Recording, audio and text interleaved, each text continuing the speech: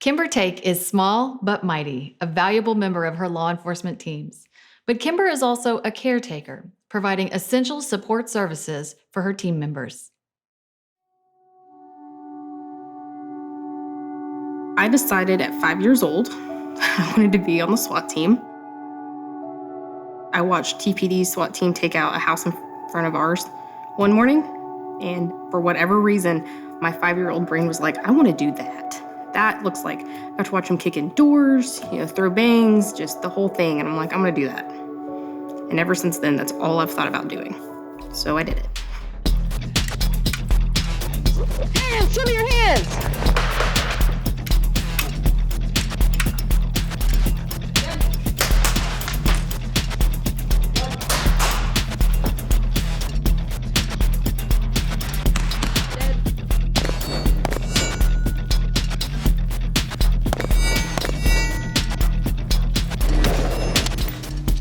My name is Kimber. I am a deputy with the Tulsa County Sheriff's Office. I'm also a SWAT operator. I'm on the dignitary protection team and a team lead for peer support. I also am one of the co-founders and operators of a nonprofit called Warrior Kind.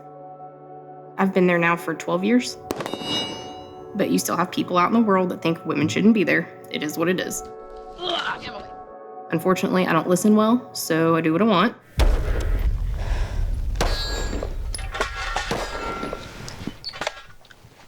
Ta-da! Being a sheriff's deputy is just mass amounts of everything. You have to be in shape, you have to think on your feet, long-term and short-term at the same time in a situation. I can't prove that either. And then we received another call, it's this Berry Hill fire, because someone torched this house. Very suspicious. Go home, hang out with the dogs, sleep, go to work, and then go to the gym. And that's about all I have time for. I work evening shift patrol, which means I work from 3:30 to midnight. I usually get off later than that. All the fun stuff happens on evening shift. If you're gonna act crazy, get in a car chase, or do something stupid, there's a good chance you're doing it at night. We have squad meeting at 3:30, and then usually for evenings, the calls start in squad meeting. It's hit the ground running at 3:30 till 1 or 2 in the morning.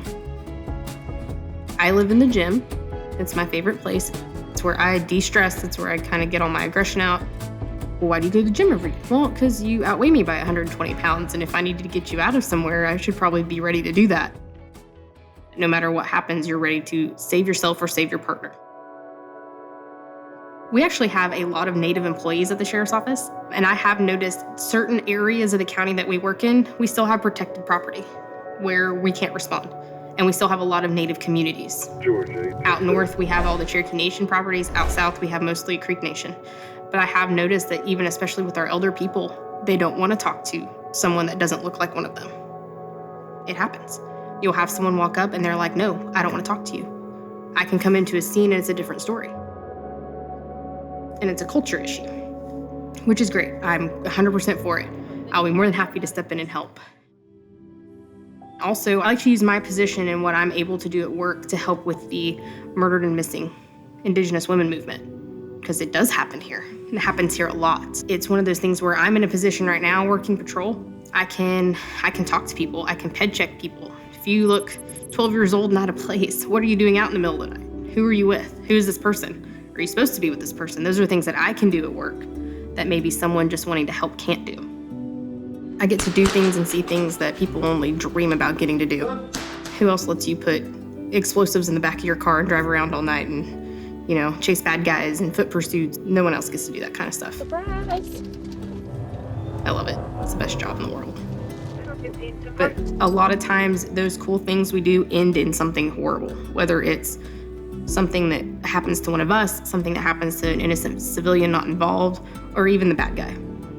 There's always a caveat to whatever we're doing. And the hard part is that a lot of times the people involved don't have the ability or don't know ways to deal with what they're going through. Being a paramedic, being a firefighter, any of those jobs are things that if you don't try to talk through some of these things, you're just gonna take them home with you. And then what do? You take it out on your spouse, take it out on your kids, whether you realize it or not. How's he doing? I mean, studies show and prove that just talking about something helps you process what happened and put it in the back. That way it's not up front and you're not constantly thinking about it and you're not gonna have nightmares about it. Maybe your brain can process it a little bit better. You have all this pent-up stress and aggression, and you don't realize where it's coming from when it's coming from the job. You think about everybody else and you don't think about yourself. And sometimes you have to remind them, hey, it's your turn. So we decided on Warrior Kind. Decided that we would just start slow. Let's just start letting people know we're there. Like, there's someone to talk to you. We became a registered nonprofit, and we're raising money. 2020's plan is we're gonna start letting people ask for help for paying for services. Any type of first responder, we don't get paid well enough to just be like, oh, I think I need a 2-week sabbatical. I'm gonna go here. You can't pay for that. It's not feasible. And even just a $50 visit to see someone, a professional to talk to, may not be in the budget. We're gonna help with that. With law enforcement and in mental health, there's a tremendous stigma, which is where our peer support program at work comes in really well. We spent the last 2 years really trying to show people that, hey, you can come tell us what's going on and we can help you get somewhere to deal with it and no one has to know. But the big thing with Warrior Kind is making sure that people realize that not only are there resources available, you can get help, but there's also people there that'll help you get there without adding that extra stress on top of everything you're already dealing with.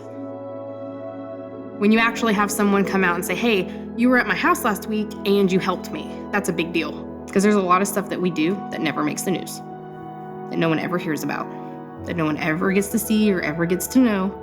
And it's okay, because you get to go home and sleep in your bed and it's all fine while we're out here doing what we do. Alrighty.